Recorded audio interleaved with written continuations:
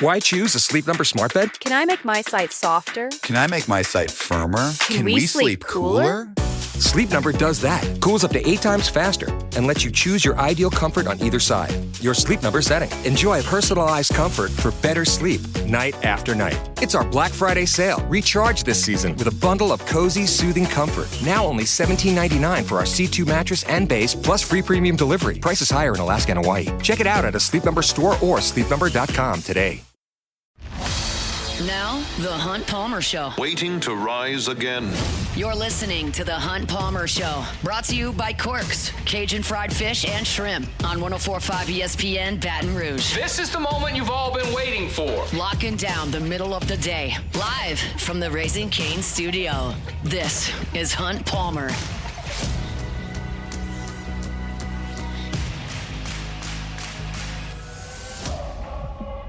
Hour 2, Football Friday edition of the Hunt Palmer Show, 104.5 ESPN Baton Rouge. I'm excited for the weekend. The weather's awesome. I got plans tonight to go and have some fun. Got dinner plans tomorrow, which I never get to do during football season. Look, I would take it for the team. I would play at night if we had to. Like, absolutely. It's a Saturday night in Death Valley. We just don't get a lot of them. We'll get one more next week. But when they give me an 11 or 11:45 and I'm the post-game show host, I take one. And I will take one tomorrow. Gonna enjoy family dinner tomorrow night. Looking forward to that. Hopefully, you've got some plans to enjoy this awesome weekend. Hopefully, that work week is in the rearview mirror, and you're enjoying the beautiful sunshine right now. If not, you're still on the clock or driving around or have obligations. We'll get you to the finish line here on 104.5 ESPN Baton Rouge. Reminder tomorrow for our broadcast schedule, 6:45 a.m. It'll be Charles Handegriff and Matt Musso on the pregame show. I believe that's in studio. Is that right, Cassie? Yeah, in studio, 6:45. So right here, Musso and Hanny. They'll go 3 hours, 9:45. They'll hand it off to me on campus for the LSU Sports Radio Network pregame show, 9:45 to about 11:20 or so. Call of the game. I'll be on 30 minutes after it goes final on the Fighting Tiger postgame report on the LSU Sports Radio Network. And then 90 minutes after it goes final, Hanny and Richard Dixon from Rouse's for a couple of hours. So a lot of action from 6:45 till probably 7 p.m. Tomorrow. We will have you covered for LSU and Arkansas. I'll give you my pick in about 45 minutes from right now, and we'll talk a little bit more about that game coming up in 15 minutes. But for right now, it's time to look at how we've done so far. We had a 500 week last week with our SEC picks. That puts our season-long total at 36-46. Unless I just go obscenely hot the last 3 weeks, we're going to finish significantly below 500. But that possibility exists. Hey, it's never over till it's over. That's correct. So this is an opportunity with 6 games that I'm going to pick to go 5-1 and just get things moving in the right direction. So let's see what we can do. All right, it starts at 11 o'clock on ESPN. South Carolina at Texas A&M. Monster number here, 19.5. Here's the deal. Here's a breakdown of this game. You know that you tune in to just hear me continuously get things right. I know it all when it comes to SEC football. My record reflects that. South Carolina is bad at everything. And Texas A&M is pretty good at everything. That's why the number is 19.5. The Gamecocks averaged 13.3 points per game in their last 4 SEC games. 13.3 a game. A&M's averaging 39.5 per game in its last 5 league games. I think A&M's going to score a ton of points, and South Carolina is not. A&M minus 19.5. I'll take it. Oklahoma's at Bama, 2:30 ABC game. 5.5 is the number here. Bama favored at Bryant-Denny. Oklahoma's pass defense is good. You look at the stats. They're very good. Unless they play good passing teams. You look at what Aguilar threw for against them in a losing effort, but he threw for 393. You look at what Trinidad Chambliss threw against them, 315.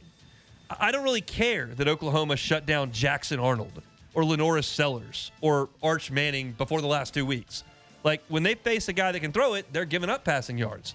Ty Simpson can throw it. It's in Tuscaloosa. I think it's going to be a close game. This is going to be a good number here, 5.5, but I like Bama to cover by, I think they win by 7, win by 6. They cover it right there near the number. So give me Bama minus 5.5. Tennessee steps out of conference. They'll take on New Mexico State. Looked at New Mexico State's metrics defensively. They're 125th in total defense, 112th in scoring defense, and 110th in pass defense. That's not a good recipe going against Josh Heupel's Vols.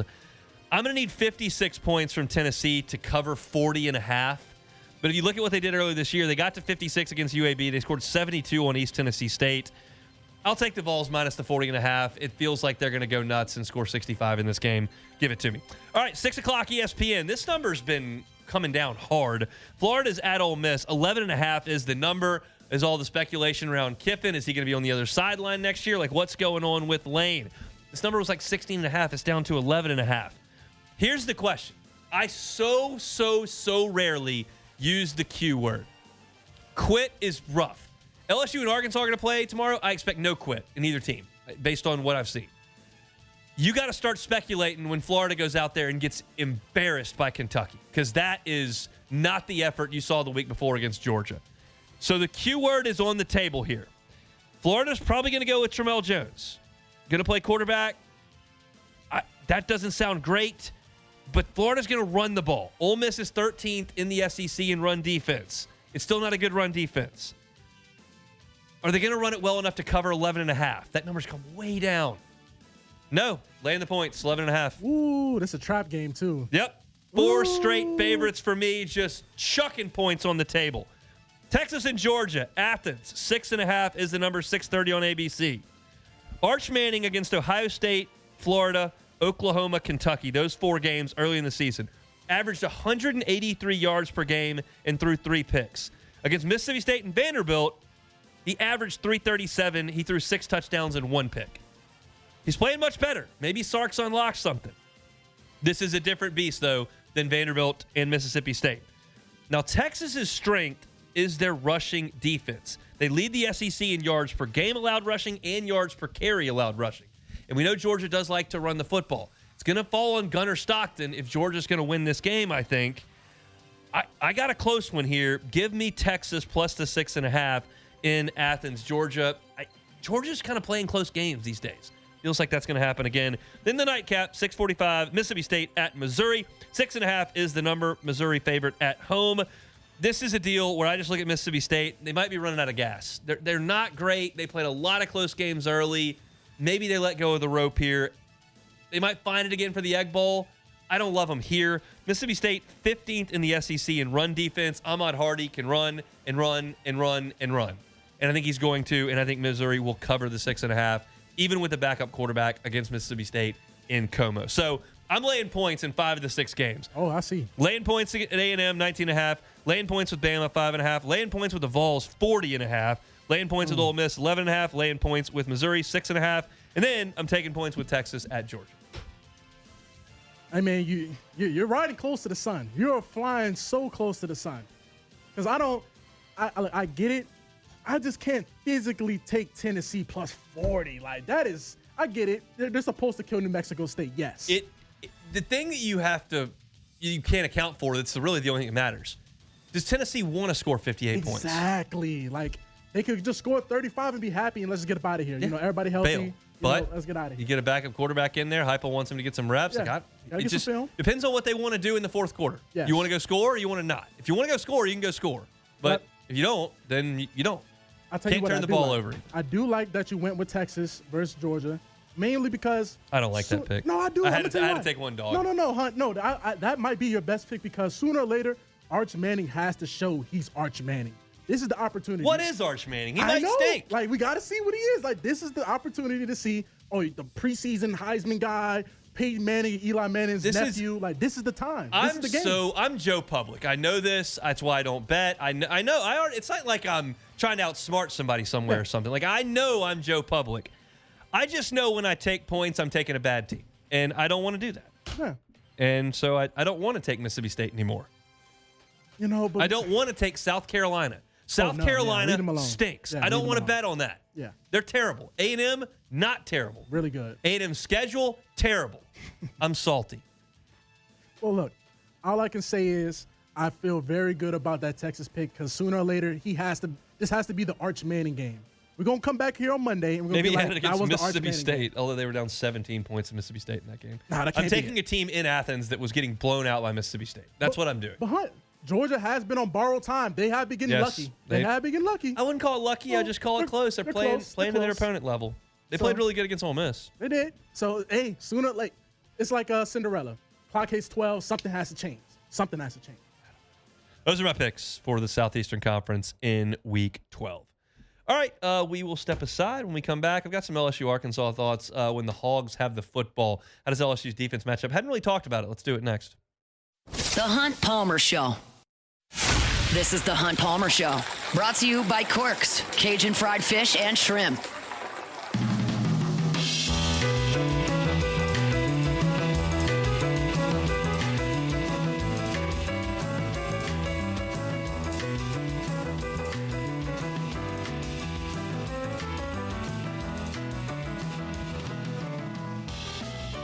Friday show is brought to you by Corks, Cajun fried fish and shrimp.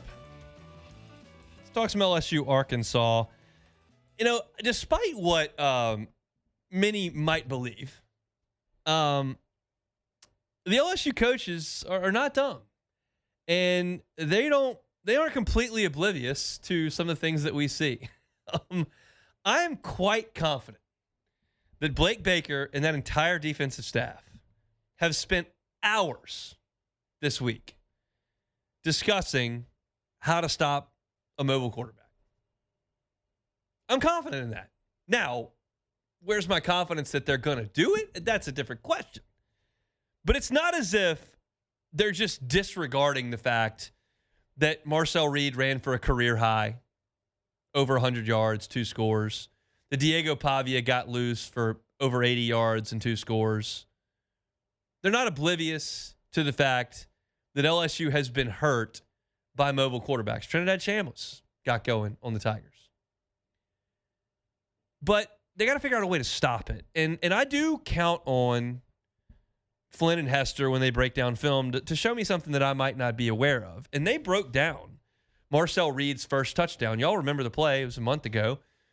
A&M's driving down on their first drive, and he drops. They're in the plus side of the territory, in Tiger territory, and he breaks out right, and he just runs it and cuts it back into the end zone. But it was wide open spaces to the right. And I could look at that live and go, how in the world could you have a situation where a mobile quarterback gets an entire half of the field completely free to run for a 30-plus yard touchdown? And then you watch Flynn and Hester break it down and you go, nope, there's the spy right there. He drops right into position, and Reed makes one move to his left.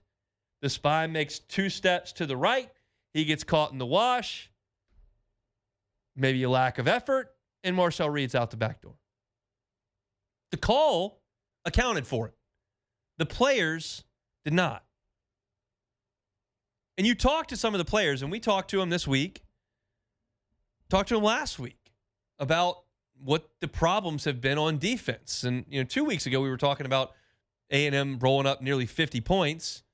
This past week, not as much, but there were still some issues. And you hear the same refrain that guys are trying to do too much. They know that the offense is not performing. 2 games ago, the defense is getting burnt, and you're trying to do something that the play's not asking you to do. And at that point, you vacate your responsibility, and good offense will make it work. You can't, I don't believe, just spy Taylen Green on every play. Because if you do that, you are eliminating one player from the play, assuming he sits in the pocket and throws the ball. And Taylen Green throws the ball north of 30 times a game. So if you have a spy on him, that's 30 snaps in the game that you have a player on the field who doesn't affect the play. And you can say, well, he keeps him in the pocket. And I get it. I'm not saying don't spy the quarterback. Of course, you're going to spy the quarterback at times. Of course. And I would absolutely advocate it on 3rd and 8. Please make sure he can't run for 8 yards. But not every play, because Bobby Petrino is going to beat you 11 on 10. He's going to beat you sometimes. So you've got to disguise it, be creative with it, and get it done. But LSU has just struggled with that. And it's something that I think the easiest remedy is probably to relax with your pass rush. Because here's my thing with LSU's pass rush. It hasn't been very good. You're not getting a lot of sacks. You got to Ty Simpson for a strip sack last week. That was awesome. But you're not getting back there consistently and getting sacks. You're not even really pressuring the quarterback that much. When you think about this team, this LSU roster, you've watched every snap. Who do you look at and go, that guy's a problem off the edge for other teams. Who do you look at and go, yeah, he keeps making plays? I don't see that. So calm that down and keep those guys in front of the quarterback. If it means that the DBs have to cover a little bit longer, that's your strength of your defense anyway. The weakness of your defense is the quarterback taking off. And if you get into man coverage, which is your strength, and you try to rush the passer, which is not a huge strength, and you rush too far upfield and you don't get home, and then you got guys in man coverage with their backs turned to the quarterback, all of a sudden, it's just too easy. It's too easy for Trinidad Shambles. It's too easy for Marshall Reed. It is damn sure too easy for Taylen Green to just tuck it and go. And forget 8 yards, 50 yards. And Taylen Green can do that. Watch him tomorrow in person. Watch him on TV. His strides are 45 minutes long. Like, he covers 10 yards in 2 steps. Don't let him do that. Give your defensive backs a chance to make a play on the ball. So for those guys up front, McKinley, Bro, Guillory, Peyton, Pybert, Carpenter, even Perkins, like, rush, do the Johnny Manziel, John Chavis thing. I know it's been 13 years, but make something else beat you. If Taylen Green sits back in that pocket tomorrow and goes 29 for 36 for 380 and 4 touchdowns, I will walk into that postgame show studio and go, well, I didn't see that coming. Hell of a job by Petrino and Taylen Green. I didn't really know any of these wide receivers going into the game, but they cooked P.J. Woodland and they cooked DJ Pickett and they cooked Mansour Delane and they cooked A.J. Halsey, and LSU couldn't cover them, and that's just a great job by them.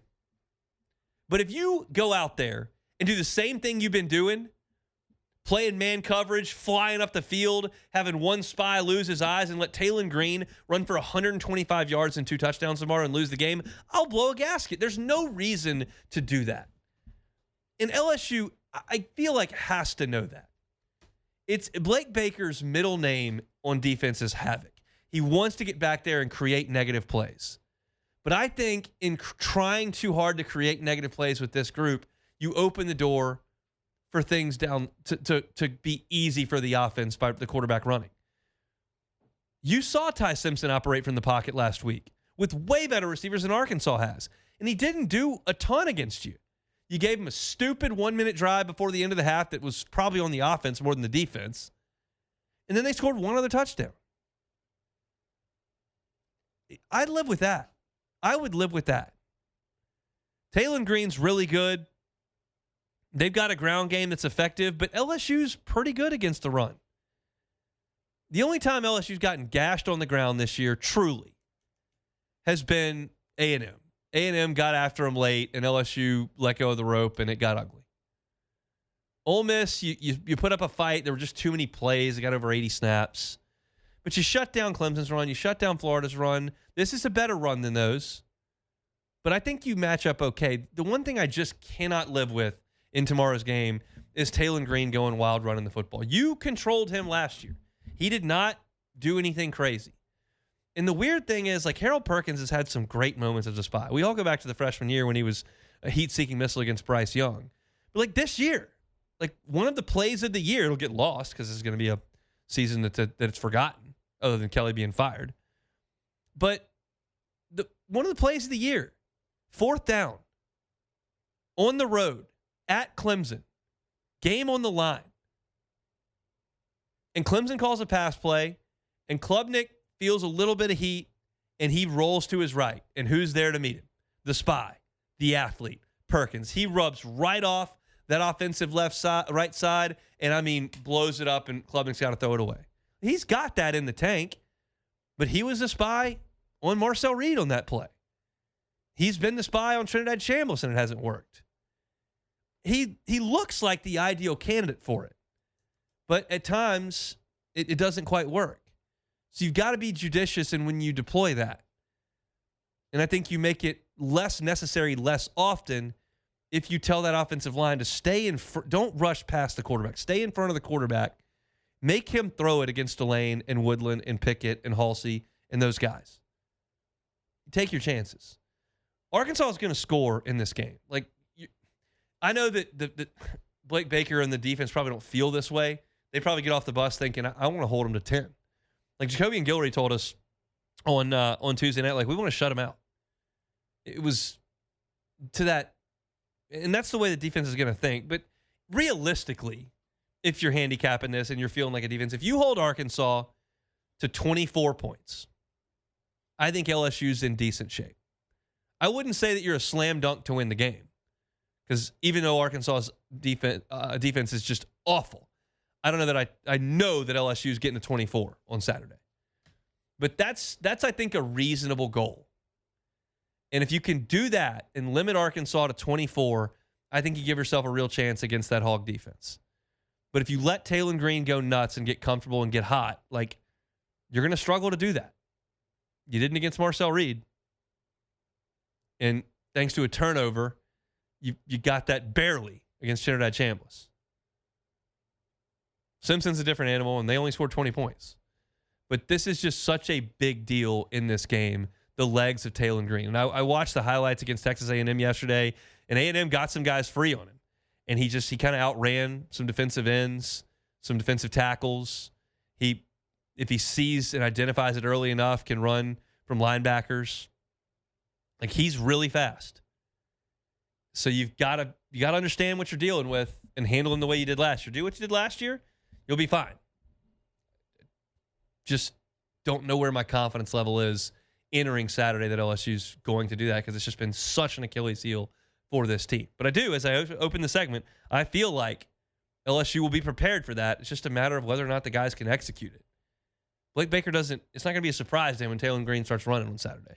Just whether or not the call he makes can be executed properly by the players he's got on the field. Remains to be seen. LSU and Arkansas tomorrow just after 11:45 from Tiger Stadium. Step aside. We'll take it or leave it next. The Hunt Palmer Show. You're listening to The Hunt Palmer Show. Brought to you by Corks, Cajun fried fish and shrimp.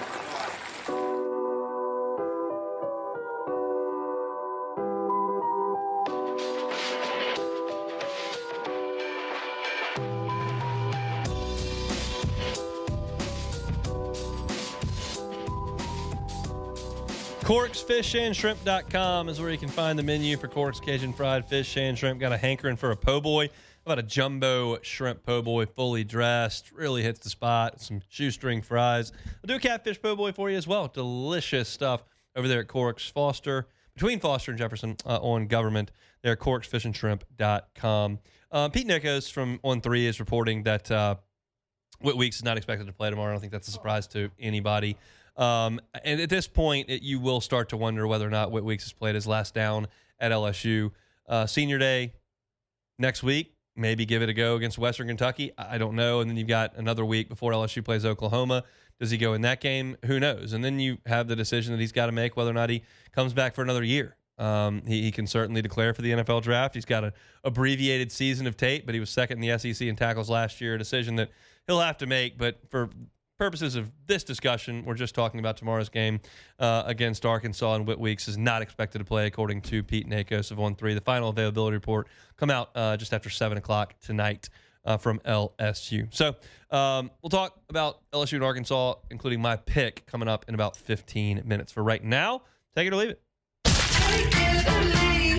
Take it or leave it. Take it or leave it. Presented to you by Flight by Yingling, the next generation of light beer, crafted by America's oldest brewery. Today's hottest stories in sports, news, and sometimes even Hunt's life. The question is, will he take them or leave them? Flight by Yingling, next generation of light beer. My wife just told me she was leaving her office. Can I pick you anything up? I said, you can. Flights by Yingling, next generation of light beer. That's what I need. It's Friday afternoon.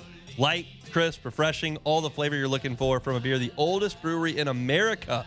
Family owned and operated to this day. Yingling. It's Flight by Yingling, next generation of light beer. All right, let's kick it off with some more beer. Okay. Beer with breakfast. Take it or leave it. Take it. I mean, I love a good beer in the morning. 8 o'clock tea time, cold pop, love it. Love it. I'll even go fishing. I don't care to ever reel another fish in the rest of my life, but I'll get out on the water and drink some cold beer at 8:30 in the morning, 6:30 in the morning. I'm in for that. Tailgating, early game, I'm all about it. I love that. That's great. Oh man, I can do fishing, but just waking up, that's some college stuff. I just can't. I can't do that no more. Come on now. Get a cold beer in your system early in the morning. I know. I can go for a cold beer right now. Okay, Bloody Marys, take it or leave it. Gotta leave that. I don't like vodka and I don't like tomato juice. A Bloody Mary is vodka and tomato juice, so I'm out. I support those who want to knock one of those down at a brunch or something. It's just not going to be me. I'm not gonna have that. Okay, well, mimosas, take it or leave it. I'll take that. I love mimosa. I haven't had a mimosa in a minute. Yeah. We just made a group brunch, lunch type deal in the middle of September with a bunch of friends down in New Orleans. There will be mimosas involved in that, I'm confident. Okay. It reminds me of when I was in college, used to drink Andre champagne, the cheap stuff. With orange juice. Oh yeah. During game day, I would knock down a bottle of Andre during game day. Was mimosas, and then go tailgate. It was a different time, different day. Stone, huh? I mean, look, what are you gonna do? It's college.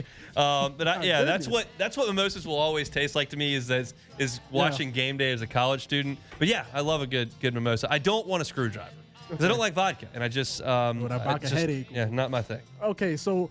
Over 90,000 actual in attendance tomorrow. Take it or leave it. That's a good number. That's like 15,000 short. The weather's going to be great. Great weather. Middle of the day. But what you've got is a disinterested fan base. You've got not a marquee opponent. Arkansas is terrible. You've got hunting season, and you've got youth sports. So I think I'm going to go under. I'm going to leave it. Leave it alone. It'll be in the 80s. It's not going to be empty in there, but I think the upper decks will be sparse, and I think there'll be some people that don't come. So I'll tepidly tread with a leave it. Respectfully. Okay, so Pete Nakos is reporting that Arkansas is in discussions with Coach O. Take it or leave it. Leave it. That's a bad idea. Leave it alone. That's a bad idea. Ed Ogeron has a place in college football. Yeah. He is a great relationship builder. He's a great 100%. teacher of defensive line. He has a spot. But his best attribute as a head coach is recruiting. Yep. And he's never recruited in this world. Yeah. So I don't know how valuable his recruiting skill is in an NIL revenue sharing world. Yeah. So I'm not saying he can't do it. I'm saying I don't know.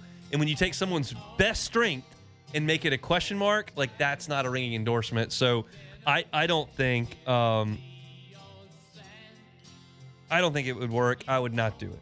Also, he also was recruiting out of Louisiana, so that could be a problem if he does go to Arkansas. Now he's starting to grab guys out I the state. just don't think he's going to get kids from south of I-10 who LSU offers to go play at Arkansas. Okay. He can like Arkansas has always gotten kids that LSU didn't have a lot of interest in. Yeah. They have not beat LSU for kids. Yeah. Like the biggest recruiting battle LSU and Arkansas fought in my memory is Devin White, and LSU won that one pretty comfortably. Then you look at guys like Joe Fouché and Greg Brooks who left to go to Arkansas from Louisiana, but that's not a guy that LSU wasn't high on them out of high school. Okay. Let's get to baseball. Let's go on to Diamond. Aaron Judge won the AL MVP over Kyle Raleigh. Take it or leave it. I'll take it. Raleigh had an amazing year. He had over 60 home runs, switch hitting catcher, set a bunch of records. But you just look at the raw, the metrics. Judge's year was better. He's a really good defender. He had better numbers outside of just the homers, and he hit a bunch of homers himself. I think Judge's year was better. If they would have given it to Raleigh, I would not have balked at that. I think that he deserves an MVP for his season. I thought Judge's was a little bit better. Okay, so as the main baseball guy we have, I seen the biggest gripe about Kyle Raleigh was that his batting average was, not low, but it was like 240 or something like that. Is that one of the, I guess you could say, it's something they point to? There are a lot of people in baseball that would suggest batting average is a terrible metric to use. Okay. And I would push back on that. I think we have other metrics that are helpful. I'm all about OPS. I'm all about weighted on base average, OPS plus. I'm all about I read that stuff. I look at that stuff when the Cubs make a move. I'm looking at that. But, I still think there's value in batting average. How often do you get a hit, I think, is a reasonable thing, especially when it's over 162 games. If you give me a batting average on a weekend series of SEC play, I don't really care about that because you can flare two balls in and that's not great hitting. You just got fortunate. But if you're 162, I'll take a batting average as part of the metrics. And yes, Judge is significantly better than Raleigh in from that perspective. But they look at more like run production, slugging, OPS, that kind of stuff, where Raleigh does catch up toward Judge, but he's not as good as Aaron Judge. So that's why I would give it to the Yankee. All right, let's talk about the game last night. The Patriots have won 8 straight. That's true. Well, Drake may win MVP. Take it or leave it. I think it's possible. Like, I'm going to leave it. I will leave it. Leave it alone. I will leave it. had But me the it's, first time. I know. That's possible. He's playing awesome. And one thing he does as good as anybody in the NFL is throw the deep ball. Like, he is hitting deep balls, and that's game-changing stuff. It's winning stuff. Like, I love it when you can check a ball down against a blitz that's coming to get me 6 yards for a first down. I love it more when you can hit him for a 50-yard score. And he's doing that really, really well. The Patriots, the schedule. I know. Yeah. But if you're looking at this from a Saints perspective, and the Patriots have a way better infrastructure than the Saints, and it's not even close. Without a doubt. But they were really bad for the last couple of years, and they got the quarterback, and now he's in his second year playing well, and they're starting to do some things better with a first-year coach. Like, there is some hope. There's some hope. It's just I don't have a ton. I was trying. I'm trying. Well, look, they have Robert Kraft. Yes. You have Gail Benson. That's right. Trust me, I just talked about her for 20 minutes. Let's nip it in the bud. Okay, so Shohei Ohtani won his 4th MVP. Good Lord, did. That's crazy. Second in each league last night. Will he catch Barry Bonds with 7 MVPs? Take it or leave it. I'm going to take it. I'll take it. I mean, the guy, when you look at his last 5 seasons, MVP, second in MVP, and 4th in Cy Young that year, by the way, too. Insane. MVP. Yeah, that's 2 different leagues. Yeah. 2 with the Angels, 2 with the Dodgers. Like, he led the league in homers 2 years ago. He led the league in homers 3 years ago. He hit 55 this past year. He's led the league in runs the last 2 years. He's led the league in OPS 3 years in a row. He's led the league in OPS plus 3 years in a row. Like, he's clearly the most productive hitter easily in the league. Like, it's just, and he pitches. So, like, even if he became the 3rd best hitter in the league, and then he pitched, he's going to win the MVP. So he's 30. He's got to win 3 more. It's a tall order, but, like, I'm not going to sit here and pick against Ohtani. The guy's a freak. So, Hunt, if you had to say, what is his biggest weakness? You just said all these strengths. Does he have a specific weakness you can point to? His elbow blew out, and he had to have Tommy John surgery. Yeah. When he can't throw a baseball, it's weak. Okay. When he's upright, it's a disaster for everyone. Okay. So he's human. That's basically his weakness. Yeah. His elbow, his UCL will tear. That's his biggest weakness. Okay. Well, that's it for Take It or Leave It. That's it for Take It or Leave It here on this Friday. Remind you, our Football Fridays, we start 7 o'clock. Jake and Matt, when Jake's not sick. It seems like a rough week in the Hester house. But they're out at Rouse's 7 to 10 on our Football Fridays. 10 to 1 o'clock from Rufino's. It's the guys with live at lunch. They toss to me 1 to 3. And then some Fridays, like this one, Matt's at AFR from Don 1. That's from 3 to 6 on After Further Review. And then we got Catholic High football as long as they're in the playoffs. Okay, get you started with Louisiana Prep Preview, and then this Catholic High football. So we're live and local from 7 a.m. to 9 p.m. on these Football Fridays. Always my favorite shows of the year to do. So appreciate y'all for making us a big part of your days on these gorgeous fall Fridays like the one today. And then I'll get you caught up on our broadcast schedule tomorrow when we come back from break. I'll also give you my final pick for LSU and Arkansas. We'll close out the week next. The Hunt Palmer Show. Genesis of Baton Rouge. GenesisofBatonRouge.com is the website. They'll give you America's best warranty. It comes with every new purchase there at Genesis of Baton Rouge. Talking about a 100,000-mile, 10-year warranty for the powertrain. New vehicle, bumper-to-bumper warranty, 5 years, 60,000 miles. That's incredible peace of mind when you've got a warranty like that. It's industry-leading. 24/7 roadside assistance. That's 5 years, unlimited miles. Wherever you are, they will come and help you. Got that complimentary scheduled maintenance that can be valet if you want it. Complimentary maintenance. That's right. 3 years over at Genesis of Baton Rouge. So go by and see them. Tell them the Hunt Palmer Show sent you in. And when you make that purchase, maybe it's the GV80, which is my favorite model that they've got over there, you'll understand you're getting America's best warranty and all the peace of mind that comes with us over there at Genesis of Baton Rouge. They're airline at PQ or online, genesisofbatonrouge.com. You're listening to The Hunt Palmer Show, brought to you by Quirks, Cajun fried fish and shrimp.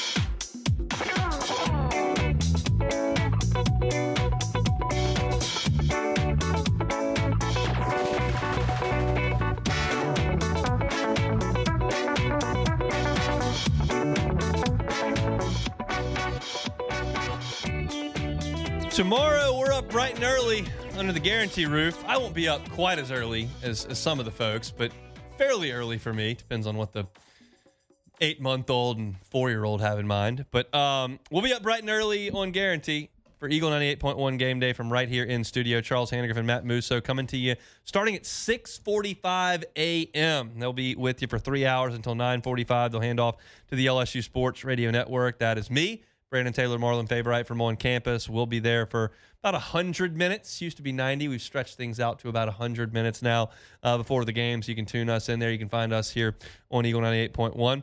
Then call the game 30 minutes after the game goes final. Me, Brandon, Marlon back with you on the LSU Sports Radio Network post-game show. And 90 minutes after the game goes final from Rouse's, Burbank, and Lee, Charles Hannigan and Richard Dixon taking your phone calls right in the middle of the college football day, reacting to LSU and Arkansas.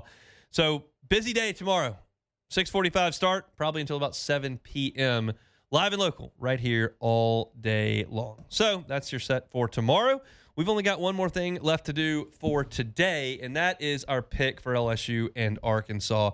I told y'all last week that I just didn't have the juice, and that's the thing that kind of bugs me a little bit. It's a me problem, but I think it's something that kind of permeates through a lot of college football fans. When the time is done for your team to accomplish the goals that it had set out for, it just becomes a little bit more difficult to get engaged. And I sat there and I watched LSU play Alabama last week, and I just didn't have the emotional investment. And that sucks because that's one of the most fun events of the year when LSU plays Alabama. It just wasn't there for me. But it was there for the players. They were fired up. They played hard. They didn't play well on offense, but that defense gave you everything they had. They forced a couple of turnovers. They held Alabama to 20 points, the lowest that anybody had held them in an SEC game. The offense just didn't have it, just did not have it. And they made a quarterback change. And Michael Van Buren came out there and played hard, but wasn't much to show for it. And I was curious when I talked to the team this week what the vibes would be like. And I talked to Jacoby and Guillory, and he said, look, I've been through this, been through disappointing seasons, been through coaching changes. Our goal is to go out there and play. Our goal is to go out there, handle business. We want to go out there and win out. We want to shut them out. I talked to Harold Perkins. He was like, I'm a football player. I don't know who the next coach is going to be. I don't know who the next president's going to be, who the next athletic director is going to be. I play football. We talked to Xavion Thomas. Said, look, you got to be a pro. And he gave a great quote. I wrote about this at LouisianaSports.net. Said, look, Alex Atkins came in and told our team, you need to huddle up. And when you huddle up, don't just listen for the play. Look in the guy next to you's eyes. Tell him you love him. Tell him you got his back. And Xavion said that meant a lot to him. And he felt like, the offense is going through a hard time. He admitted that and said, this has helped. You're going to get a team ready to play tomorrow. I know that that's not what you want to hear, that you want to get a team that wins the SEC and goes to the playoff, but you're not going to get a quit. And you certainly haven't had Arkansas since Sam Pittman got fired and they got embarrassed by Notre Dame. They've come back and played tough against Tennessee and played tough against Texas A&M. They lost. They played tough against Auburn. They played tough against Mississippi State. Just came up short. And that's what it's been for them. And you're getting two programs that are down on their luck but are going to give you effort. So it depends on who executes, who plays. And I started the show today talking about LSU's offense. If Garrett Nussmeier's not healthy, that's not an offense I think can keep up with Taylen Green in Arkansas. I give them a much better chance if Michael Van Buren plays. And I think there's a pretty good chance that Van Buren's going to play in one capacity or another. There may be a situation where Garrett Nussmeier can't go. He was probable on Thursday's injury report, so I feel like he's going to suit up. But I also think if he goes out there and he's wincing a little bit and you throw a bunch of screens on the first two drives and you punt twice, Van Buren's going to go in. I feel that way. Can LSU run the ball a little bit? They've showed a little bit of that. Second half against Ole Miss, especially with Harlan Berry. First half against A&M, absolutely. Game against Alabama, nothing. This is not Alabama. This is a bad run defense. Can you run a little bit? Help out, whatever your quarterback is. Can Michael Van Buren add a different element? It's bad on bad with LSU's offense and Arkansas's defense. It's bad on bad. Can you score enough? Because on the other side, Arkansas is going to score points. This is not Clemson. This is not South Carolina. This is not Florida. This is a bad football team with a really good offense. I've watched a lot of Arkansas football this year. Why, would you ask? Well, LSU usually plays at night. So I'm usually on my pregame at about 2:30, 2:45. So I'm usually on campus at about 1:30. That means the only window I'm really watching is 11 o'clock. And let me tell you something. Those TV execs love putting Arkansas at 11 o'clock in the morning. Okay? So I see them a lot. I don't see a lot of Georgia. I don't see a ton of A&M these days, but I see a lot of Arkansas. They score. They spread the field. Taylen Green throws it down the field. He runs. I think LSU can match up on the outside. If they don't let Taylen Green run the ball, I think LSU can do a good job as anybody has done on Arkansas. I believe that. But it's a matter of whether or not they can do something they haven't done all year. So I think there are intriguing question marks in this game. In an unintriguing game, in a game that doesn't have any real consequences, I think there are intriguing matchups, intriguing things to watch in this game.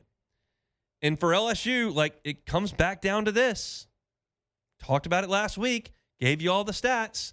Then they played the game, and exactly what we talked about happened, where LSU got into the red zone 4 times, missed a field goal, and kicked 3 more, no touchdowns.